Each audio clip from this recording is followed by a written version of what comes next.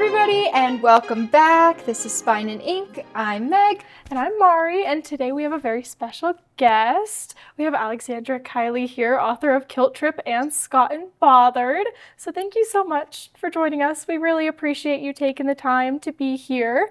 Why don't we just jump right in and have you tell us a bit about yourself? Sounds good. Thanks for having me. I'm Alex. I was trying to think what to tell you about Colorado, which is where I met you too. I was so excited when you were at my book launch event.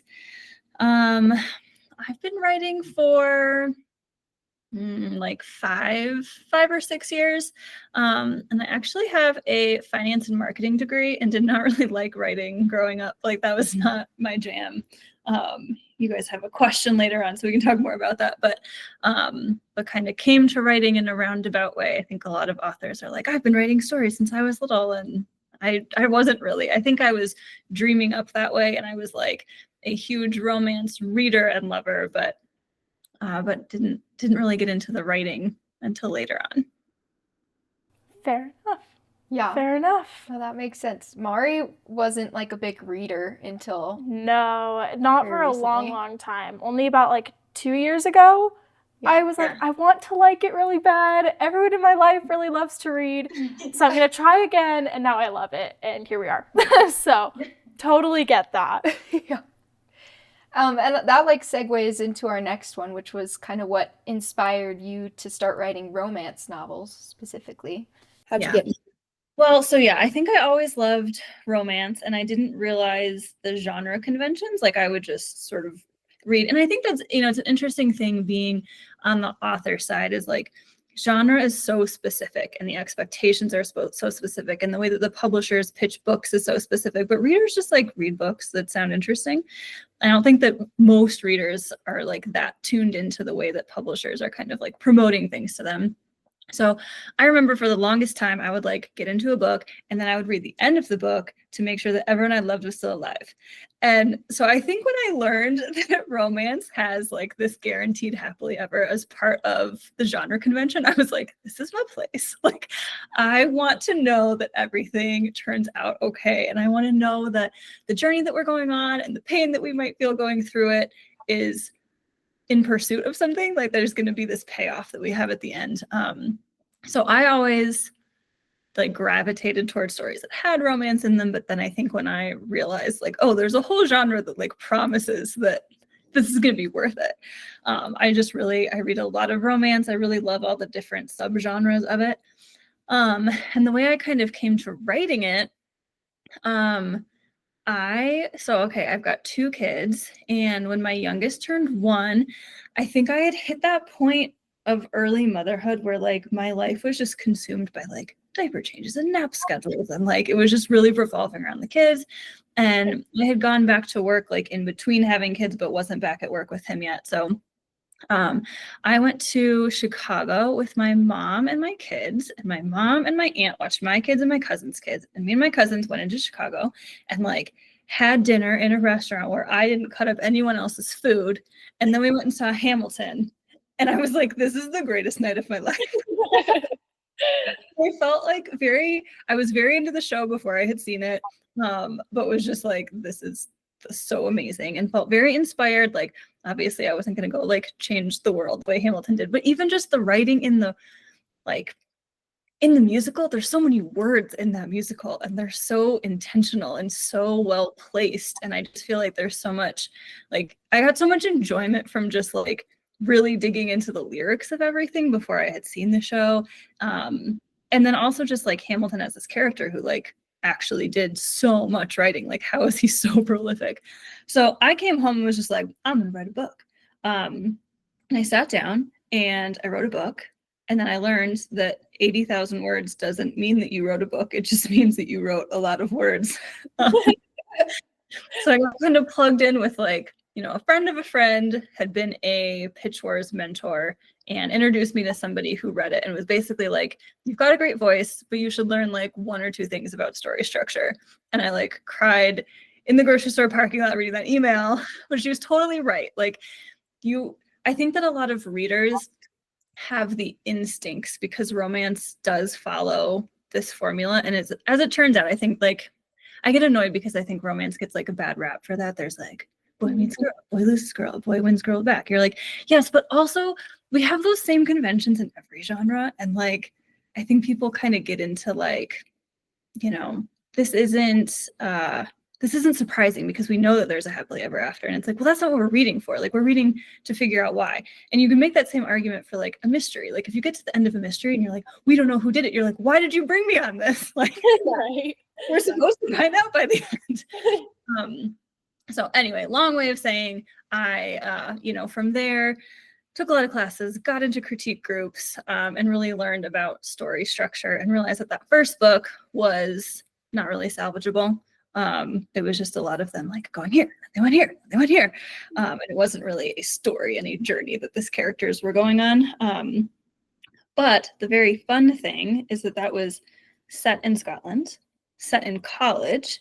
And I had met an agent through like a writing workshop in Denver who said it's really hard to, in traditional publishing, to publish romance that's in that like new adult category. I think that's changing now when we have like Icebreaker and stuff like that coming out, like the industry is shifting, but like 5 years ago. Because it's hard for us to get on board with like, you're 22. Have you really like learned enough about yourself that you found the one? And like, that happens. But yeah, she had recommended that I age the book up. So that's why Kilt Trip is like a full adult. But I just love that college age group. I just feel like there's so much fun and adventure and like you're as old as you've ever been and you don't really have any responsibilities. So I ended up taking a lot of pieces that I loved so much from that very first draft that will never really be a book and putting it into the past timeline of Scot and Bothered. That was just so fun to like go back to that and kind of like pull on that and stuff from my study abroad time. Mm-hmm. Yeah. Oh, that makes so much sense now. Yeah, I'm like, it does okay, make, totally that makes makes a lot sense. of sense. I lived in Chicago for like a year and a half, a year, and I love that city. It's a very inspiring city. It is like an artistic city, and I don't think it gets enough credit for it. But yeah, so I love Chicago. I love that. Yeah, I grew up in the suburbs outside Chicago till I was like 8. So I've still got family there, but I have like a lot of like nostalgia about that too. Because I went to school in the suburbs out there because I went to Illinois Wesleyan, so way out in the middle of nowhere. So I have a deep love for Illinois, but born and raised in Colorado, so of course, we're back here. But anywho, that's my Colorado story for you. I was gonna say though, I did love that you brought Colorado into your books. It's always like so funny. I know you're a Colorado author, it makes sense, but anytime Colorado is mentioned in a book, I'm like, oh my god, we live there. I get so excited. Yeah. I get so excited about it. But like talking about Scotland, and kind of like comparing, I was about to say, I was like, this book feels like, okay, she's going into this hike with experience because she's from Colorado. And I liked that too. In some books, you're like, they're going on this big journey and you're like, okay, that's cool. But like, where did you just all of a sudden get all this like hiking experience or like all this experience to do so?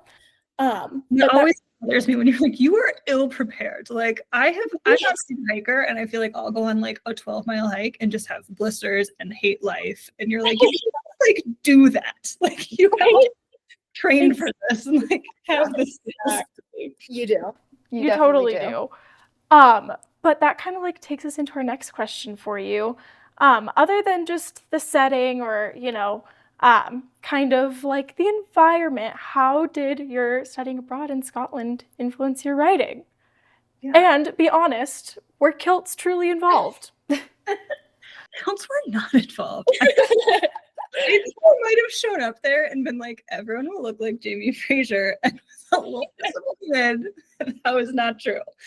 There are a lot of people cruising around in kilts, and when I went back, I just was there 2 summers ago.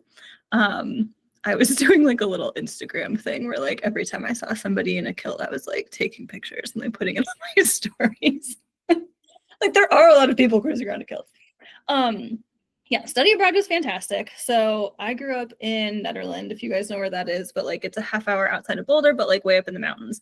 So tiny town, like 1,000-person town. My graduating class at the public high school was like 50 kids. And I went to CU Boulder. But I think like I was 17 when I started college, and I would like go home all the time. Like I wasn't quite ready to like grow up. And so I think study abroad was the first time that I was like on my own in that way, where I couldn't just call my parents and be like, help, I don't know how to grown up. So I think there was a lot of like growing up in that. But also Edinburgh is just such a fantastic city. It's like safe and walkable and very welcoming.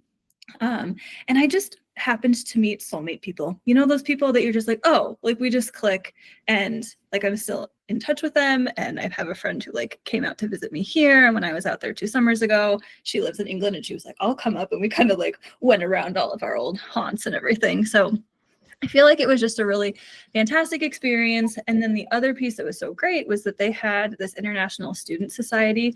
So for like literally £5 every weekend, you'd show up to this like little, I don't know, little like ticket booth kind of thing. And they'd be like, here's your train ticket, and here's your ticket to Stirling Castle. And like, here's a meal voucher for like no money at all. And so almost every weekend I would go on these like little excursions with other international students. So I got to see a lot of Scotland that I wouldn't be able to see otherwise. And it's part of what seeded Kilt Trip for me. There was this like overnight bus tour that we went on. So I think, you know, I wasn't writing at that point. You know, this was almost like 10 years post study abroad that I started working on that. But it seeded this idea that like the way I travel is like Addie and Kilt Trip, where I want to go see all the hot spots and the places that people see. But then getting to be there for, you know, 4 months and really explore places in a different way, or like have the pub that we always went to and like always got the same nachos, and Gavin was the bartender, which is the bartender in the Kilt Trip pub.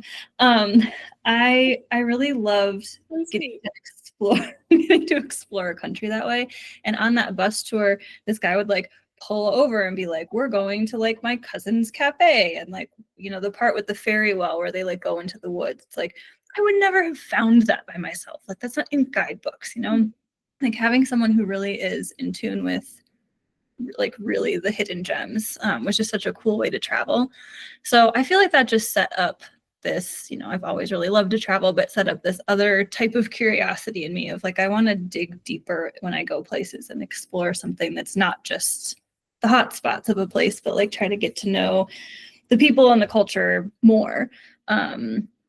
So yeah, I feel like that was a big underpinning with Kilt Trip. And then when I started writing Scot and Bothered, it was kind of like, I put everything that I love into that first book. How do I showcase other parts of Scotland, or do this in a way that's not like, okay, we already went here. Like you already did this in the first book. So what I realized, like, I didn't have anything about Skye really in Kilt Trip, and that it's just like such a mystical, magical, really just different place than I've ever been. And realize that I could set it there and have that feel really different than Kilt Trip felt. And then also having, you know, I think there were a lot of places in Edinburgh. There were like some spots that like I kind of like re-went to. There's like the thing in Kilt Trip, like on the Royal Mile, there's Advocate's Close, which is just like this little like cutout in the wall, and you can like go down these stairs and you like end up in a totally different part. Like I totally love that. There's like a very emotional scene in Kilt Trip, but then I also was like kind of snuck that in when Jack and Brooke are traipsing around town. So it was like really fun to kind of explore Edinburgh again in this like different context, because they're young and reckless, and it was just really cool to continue to bring in the places that I love, but in a different way with the second book. But it took a long time to figure out how to do that. Right. Yeah. I mean, it's hard to not repeat yourself when you like love something so much and want to include it in all those ways. But Scot and Bothered made me want to hike the trail like so bad. Yeah. I want to go and I want to hike it. But I am a big hiker, so I was like, oh, I just have to go. And we love to travel. Both of our parents went to Scotland this year. So, and my mom has read both of your books. And so she's yes. And so she is like obsessed with your writing and obsessed with Scotland. And she told me, she was like, this is going to make you want to visit. This is going to make you want to visit. And it did. It really, really did. Mm-hmm. I was like, I already wanted to, but this just made it like 10 times Yeah, worse. 10 times worse. I just want to go so bad. Now that we like know more about you and your path to that, tell us a bit about Scot and Bothered, which is your latest release, and what readers that haven't read it yet can kind of expect from that.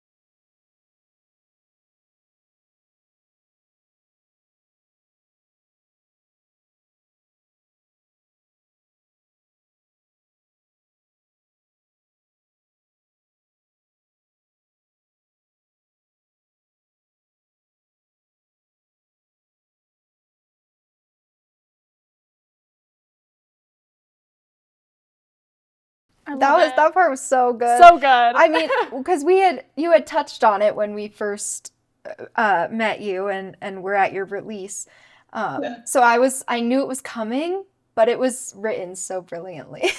Yeah. It was so great. So good. I even see it a little bit. There's like a scene where like she's rolling her tent up and the wind kind of whips it and she's like, that would be a disaster if this gets blown away. Yeah, it was foreshadowed so well. So good. Yeah, it was great. I really plowed through it. I am a big fan of like a second chance romance. And I know that you had put out there that if you like Love in Other Words, then this is like a good one. And that's one of my favorites. So this I devoured it. Yeah. So good. Our next one, do you have a favorite scene in the book? Or is that like awful, like picking a favorite child kind of question?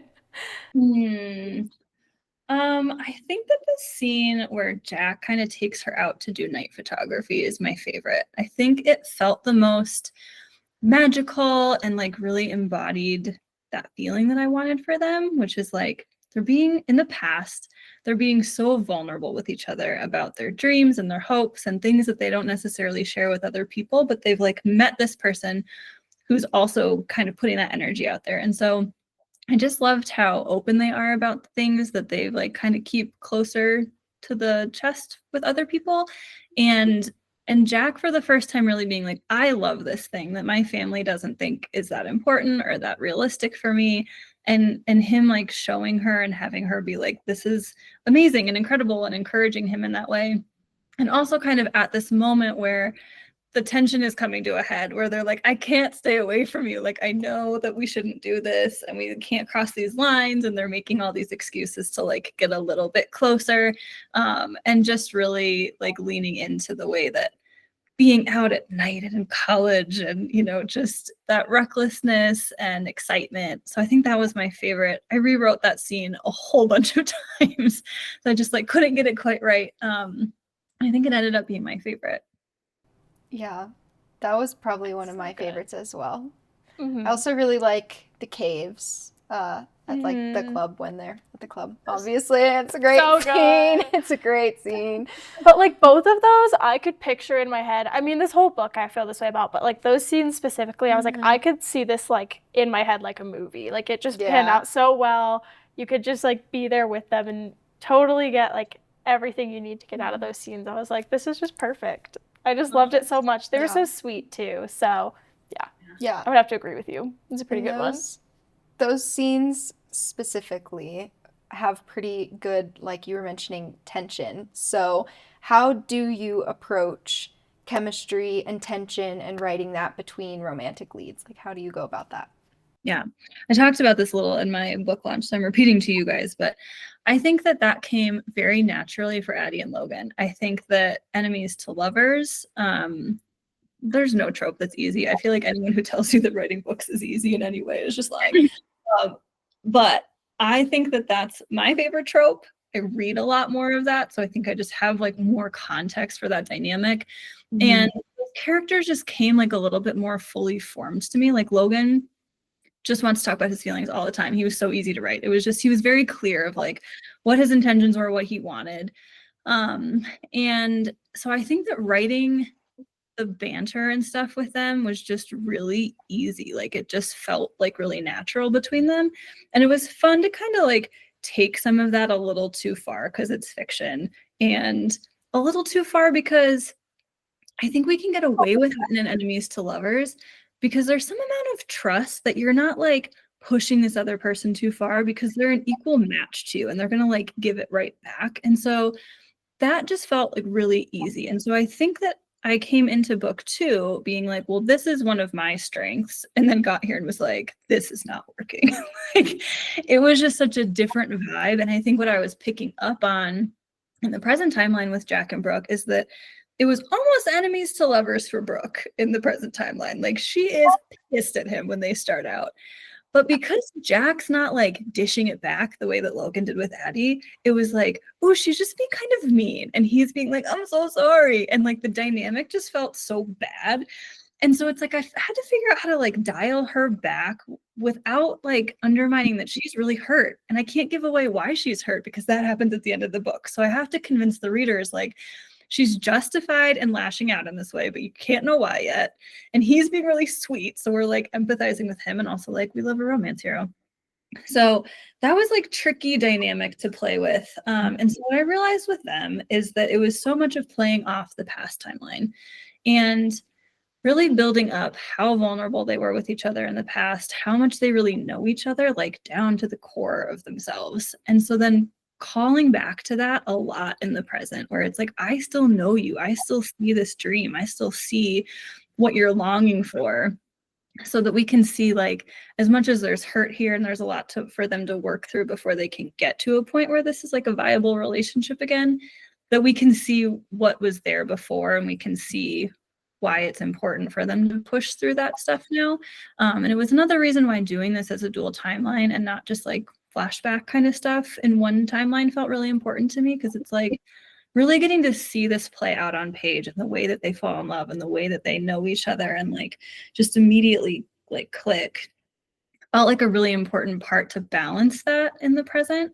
And then it was really fun, and I think just more like gentle and sweet as they're falling back in love in the present timeline than writing an enemies to lovers, which is like, I'm choosing to trust you again, and I know how it feels when you specifically hurt me. So this is like a huge deal to entrust my heart to you again. And like having both of them know what a big deal it is when this other person is like starting to trust them again. Like I really loved playing with that with Jack, where he's like, I get how much it means that she's letting me read an early draft of something, whereas like that wouldn't necessarily matter that much. Like if a friend's like, cool, I'd love to read your draft, it's like he knows what this means of her trusting him in that way. So I really loved playing with that. But yeah, it was a really different vibe, and definitely one of the more challenging things in this book when I went into it thinking it was going to be the easier parts. Yeah. Right. I think it was, at least like I felt that it flowed so well with Brooke's journey specifically, and her like easing into that chemistry with Jack, because you could tell how discontent she is at the very beginning. And so seeing what he brings out of her, like it flowed very nicely. So yeah, it ended up great. It really did. And you still get like the tiniest bit of one-sided enemies to lovers in the beginning, which was like still really fun. And it wasn't just a like, okay, chill out, but I still loved it. That kind of does lead into our next one though. Do any of your own characters, like, have they ever done anything where even you yourself were like, okay, I gotta dial it back, or like, okay, let's calm down? Like, there was no need for that, or something like that where you had to rewrite it, or something where you wrote and you're like, oh, this is a little painful for them to do, but. Well, yeah, so a couple of things. So one, I really struggled with how to set this book up where Mari is like a little bit of like this meddlesome matchmaker, but not like devious. Like making them go on this trail together is like rough. So I had it that way before, where she was like, Brooke, if you want to write this and have a co-writing credit, like you have to go hike this trail. And by the way, Jack, who I know you have this history with, is the photographer. And I was just like, it's too mean. Like I can't justify this. And like that character is so soft and like so in tune with Brooke in this way where like they're not talking about a lot, but they just like intuit a lot about each other, that I was like, it's too far. So I changed that so that Brooke is really like, I need to do this so that I can get it right. This is really important to me. I'm committed to it. And Mari's like, are you sure? Because just, I forgot to mention, Jack's going. And she's like kind of too committed by then to really fully back out of it. So that was one of the pieces. I do feel like there were some of the early hiking day scenes where Brooke was just like too mean and it just didn't play well. But it was like, I think I needed to go through that with her to see like, where are her pain points and like, what is she really so pissed about, so that I can dial it into very specific things so that she can think these specific things, or I can put that into her internal thoughts so that we get why she's doing that, but she's not necessarily saying it to him. And then I feel like with Kilt Trip, I feel like I just leaned into some of the fun stuff with them that was like bonkers and like wouldn't really happen. It is too far. But like some of the stuff in the office where like he plants that little bug that goes like, hey, can you hear me? And like the whole office is going crazy. And Addie's trying so hard to keep everybody focused and like get what she needs. And like it was just like chaos. And it was like, you know, that's a little, although I will say, when I very first started a job, my boss, I think during the interview, was like, we really like pranking here. And like, I have this little bug. So like, I put this from real life in there and we put it in her boss's office. And we were sitting in this meeting and it kept going off. And he was just like, is bees? Like, he couldn't figure out what this was. And we were like moving it into the developers' offices and they were like up in the ceiling. So like a lot of that actually is from real life and people just like go, like losing their minds about this thing whispering all day. I love that. That's incredible. So fun. I felt like I just immediately bonded with this boss. We're like, we are now besties and pranking the office. But I think that like Addie and Logan do really go toe to toe, and like him handing her the keys and her like slamming it into his hand to shake his hand. Like, they really go pretty far with a lot of the little stuff with them. But I decided that was fun and I left that in. It was really fun. Awesome. It was awesome. I think it was great. Yeah. No, it was perfect.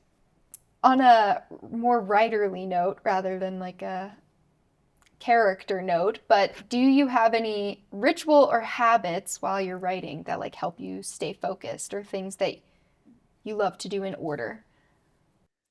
I have a few things. I think there's a lot of writing advice out there that's like write every day. And I think that for a lot of people, that's great advice. Like you have to be disciplined about this. It's not always fun. You cannot wait for the muse to strike. Like there are plenty of days where it is a slog to write, and some days where you're just like, I just wrote 5,000 words and it was all delightful. And like you can't have those days every day. But I found that when I get stuck, my nature is to just like keep pushing and I get nothing done and I get more and more frustrated, and I think it just like locks down my creativity. And really being like, step away from this, go outside, eat protein, drink water, like go be a human is really necessary. And that I almost like took that advice too far. So I think it really depends on the person and their style. And I think, you know, some people need more discipline and some people like I need to be more disciplined about not getting like so sucked into stuff sometimes. But one thing that I started doing that was like kind of therapy related, like anxiety therapy related, but then transferred really well, was like journaling before I write. And so some of it is just like getting out the thoughts of the day. Like I would often drop my kids off at school and then come and try to sit down and write. And like the context switched from getting kids ready and off to school to like writing whatever I'm writing just is tough sometimes. And so just trying to get like the stuff out of my head that sometimes like I need to schedule doctor's appointments and like, you know, stuff that's just like, I just need it written down so it can be out of my brain. And then I would find that would often start just flowing into like ideas. And so I think just the act of like physically writing and not typing stuff was really helpful to just like get the stuff that I didn't need in my head out of my head and then kind of start with stuff. And the other thing I do with scenes before I write is like write down why I'm excited about it, because I have found that there are sometimes scenes that end up feeling like just a I don't know, connection from one important scene to another scene. And it's like, they're really boring. And if it's boring for me to write, it's going to be really boring to read. And so trying to be really intentional about like, why is this scene fun? What am I excited about? What are like these little details that I want to put in here before I start writing so that I have a lot of excitement going into it instead of just like, I know I need to get from point A to point B, so I've got to put something here, because then that's just never that fun and intentional. Yeah. So, those are some of the big ones. I drink a lot of tea also. Fair. That's super valid. I feel like the journaling kind of comes out in Brooke a little bit in the way you wrote her. But I totally get that. I am a videographer, and so a lot of my work is like story creation, and I'm sitting at a computer all day. But I also have a very large tendency to just like push through. But then nothing ever, really comes out of that, because I'll go back to it 2 days later. I'm like, this isn't even like what I wanted. It doesn't feel right. It doesn't look the way, like it's not telling the story I wanted it to tell.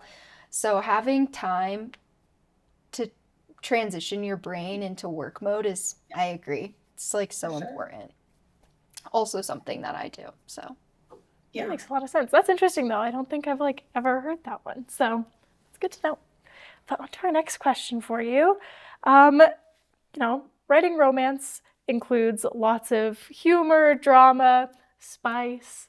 But is it like cooking where there's one thing you just add too much and it ruins the whole thing, or too little? Yeah, I think that's probably fair. I think with the spice piece, like there's such a big spectrum of what people consider. And I always think it's so funny when some people will be like, spice level, like on Instagram reviews and stuff. I'll be like, spice level 1, and I'm like, what are you reading? And some people are like, this is so spicy, and you're like, it's pretty standard for traditional cooking. But there's lots of closed door, and like kissing is like, as far as anyone goes. What I will say about writing those scenes, I think that they always have to further the plot, and you can write like the spiciest scenes, but if they're not doing anything for the plot, it's not actually that interesting to read. So I'm always really intentional with those. And there's also like writing those is like writing like a fight scene, like an action scene. Like there's a lot of like, where is everyone's hands and things, and like, does this make sense? And it's always so funny. Like I have critique partners who will read like as I'm drafting, and like so many comments in line, and then in a sex scene, like people just don't do that much. And it's always like, is it because you were really into it, or because you were like, that's weird, but like to each his own? Like, what happens here, And like, there's nothing worse than getting like feedback from my editor on sex scenes. You're just like, oh God, let's say anything about this. Well, you want them to be like good and interesting and not weird, and that no one's like, is there a third hand involved? What are we doing here? So I find those like extremely hard to write, just to get the right balance. Like I guess like a micro answer to this question is like, in those kinds of scenes, getting the balance between like the physical stuff and the emotional stuff, and like the sensory details, I find are really important in those. And getting the right balance of those things is super important. So like to macro answer your question, I think that's very true. And I think that to me, it's really about like intimacy and like how well these people know each other, and that has to be like the biggest foundational piece in there. And then the other stuff kind of, it just depends on how you want it to be. I think I struggled a lot with, I felt like Kilt Trip was pretty funny, and my publisher pitched it as a rom-com, but I was like, I don't think this is a rom-com. Like there are funny things in it, but like you probably will cry. So, and like the cover and the name, I think really tell readers like, this is light and fluffy, and like it's not really. And so I think I was really worried, because they were going to pitch Scot and Bothered in the same, this is duology, pitch this as a rom-com, and like this book is not a rom-com. It's really not. And I think I was very worried through like many months of writing this that it was just so different from Kilt Trip in tone that people were going to be really disappointed. And then I had to just keep coming back to this place of like, this is the story I want to tell. There's still enough tonally that matches between these books, and a second chance is just always going to be more, I don't know, like heavier than enemies selectors romp through the Highlands. So I think all those combinations can really affect things. And like with Kilt Trip, we actually dialed up the humor a lot in that book. Like I added like that scene I was talking about with like the little office bug and the pranks and stuff. Like I added a lot of that after the book sold with my editor, where we were like, they really wanted to pitch it as a rom-com. And so we needed to elevate that. And because kind of like that B plot with Addie's mom is so heavy, trying to find places even in there to like lighten the mood a little bit, just so that it wasn't like so heavy the whole time. And with this one too, I think it was fun to play with the dual timeline to kind of break up some of the heaviness in places too, where we could kind of pop into a really different emotion so that it didn't feel like, oh, this is a lot. We are grieving. Yeah. So it's a lot of like, it's the mix and like getting that balance right over the course of the book, or like how long do you want a reader to stay in this mood before it's like, this is too, like, this feels too much and I just like need a break from this, and how to kind of anticipate that is definitely tricky. It was really hard with the dual timeline to figure out like, where are we going back and forth and when. But yeah, I think that's a huge component of like the reader experience, is how long are you keeping people in what mood as we move through it. Yeah. That's a good it way to makes put sense. it. Yeah. And I think like Kilt Trip was very much, as you said, like that felt like a rom-com. I was trying to explain Scot and Bothered to my boyfriend, and I was like giving him a synopsis. I was like, I cannot explain this as a rom-com. Like it's a romance, but it's not a rom-com.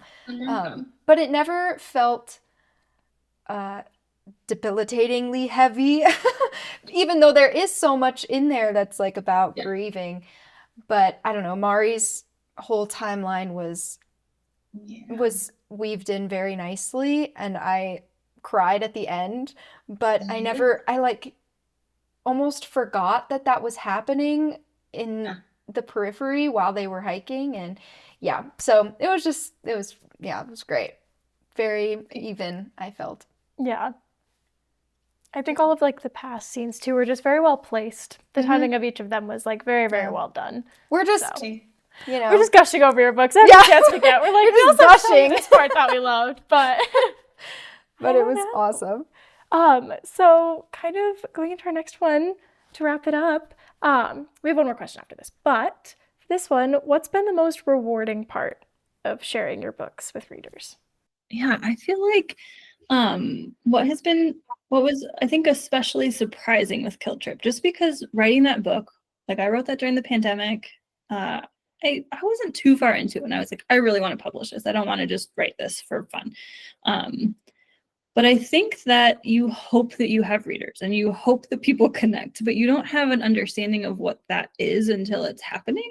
And I think that, there were people that would reach out and be like, my mom passed away, and like this really struck a chord, and like this really meant so much to me, and like I've had the same experience, or like I haven't read something that depicted grief the way I experienced it. And just getting to like share in people's stories that way and be like, this like really meant something. Like I made something that kind of went out and like other people connected to it, was just so incredible and so much bigger than like my wildest dreams or like ability to comprehend what that could be like. And then it's also been so cool. I think one of my intentions in this is like, I love Scotland so much, and I hope that people feel that, and I hope that people want to go explore that and like experience that for themselves. And it's been so cool, the number of people that have been like, I've always wanted to go to Scotland, and like I'm going this summer, and people that brought my book and like took pictures in places with it. It's just like, that's the best. It makes me so excited. Like they went on a little Kilt Trip tour. So that's just been one of the really amazing parts of like connecting with readers in a way that I just hadn't really anticipated what that would be like. And it was just so amazing. Yeah. That like perfectly segues into our last one, which was, you just mentioned a few, but like, are there any specific reader reactions that have really stuck with you or anything? Which you shared a couple, but. Yeah, I feel like there was this one person who went and really did like a Kilt Trip tour, and like they took pictures like with the book, like under advocates' clothes, and then like copied out like parts of like their favorite quotes from like that section of the book. And I was just like, this is so amazing. But also people will make like the most beautiful little graphics and stuff, or like take pictures with the book, or like do layouts and stuff.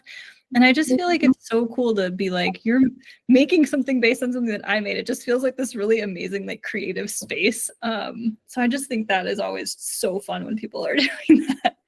And also everyone loves Harry Coos, and I just love to be continuing to spread that to the world. Yes, absolutely. Love them. Mail people stickers. I'm like, we love these. Wait till one day see them in person. Yeah, They're the cutest. They are the cutest. But now I'm just so motivated though. Seriously, I'm like, very. okay, I want to go like tomorrow. I'm ready to go. No, it's not that nice there yet. I would give yourself another 2 months. Yeah. It might be a little chilly, and it'll still be probably chilly and rainy. And But- windy. Yeah, and windy. If you know that going in though, then Yeah. Too. you're prepared. Adds to the ambiance. On a completely like unrelated note, but in Kilt Trip, when Addie is driving the truck and gets stuck, Yeah. I like couldn't stop thinking, because our parents drove through like a whole bunch of Scotland, and they were talking about how my dad was like white knuckling the steering wheel, because he's like, you're on the other side of the road and they have the pull-offs, and like it's like just a whole crazy driving thing. So I was cracking up because hearing them talk about it earlier this year and then reading it, I was like, oh, I can picture it like so perfectly. And she was like so stressed, and yeah, so I feel like, so I went there with my parents after high school, and my dad drove, and I like same thing, but also like he'd be fine like on the other side, but then he'd turn, and then it's like, which now you're like in the wrong lane, right? Like as soon as you have to make any change. And so he'd like go into the wrong one, and my mom would be like, and like it was just so stressful, and like they were fighting the whole time just about driving. So I felt some of that was like, you know, I would never drive there. It would be so stressful. yeah. I feel like you just like had to have that in there. It felt like sometimes there's like those little, I don't know, like quintessential things. You're like, you need to drive and crash into a flock of sheep. That's just, those are the rules. Yeah. It is. It really is the rules. But it just like brought you even more into the setting. Like that was just such a good little addition, I think. And And- after hearing them talk about it, we were like, oh, this is so perfect. Yeah. Like glad to know everyone feels that way. Even thinking about driving there is like so stressful to me. Can't imagine. Yeah. We're so happy to have had you. Yeah. And Fun. Thanks for inviting me on. yeah, absolutely honored to talk about your books. And now that we have experienced them ourselves, both of them, it's like even more rewarding for us to get to chat with you about it. So we really appreciate it. Great. Well, thank you guys so much. Yeah, thank you. too. And hopefully we will see you again. You've like Yes. quickly risen to my I'll read anything she like. Oh, thank you. I love that. We'll see you again at some point. Yes. Sounds good. All right. Thanks, guys. Thank you. Bye. Thank you for watching. Thank you for being here, everybody. That was Alexandra Kiley, beautiful as Alex, and Sweetest human being ever. She's so nice. So if you have not read her books, Go read them. They're Yeah. incredible. They're so good. And for Mhm. like a first and second book, like this is like her debut duology. yeah, I they're phenomenal. Yeah, they're so incredible. good. What did I rate Kilt Trip? I think Kilt Trip was like a 3.5 for me, Mhm. and Scot and Bothered I think is like a 4.5. Yeah, I think I rated Kilt Trip like 4 stars. I just enjoyed it so much. It was Mhm. so much fun, but still had emotion and heart to it and was still like deep. Mhm. But Scot and Bothered, as of right now, I'm like super close to the ending. As of right now, it's like a 4.5. Yeah, I'm loving it. I It's loved it. incredible. Cannot put it down. Anywho, so if you haven't read them, go read them. Please do. And as always, please don't forget to like, subscribe, follow us on Instagram, follow us on TikTok at spineandink_pod. And we will see you next week. Yes, and I believe next week we're doing our March wrap up. Next week will be April. Yeah, so we So- will be talking about everything we read in March. So, Perfect. all right, we will see you next week. See you next week. Okay, bye. Bye.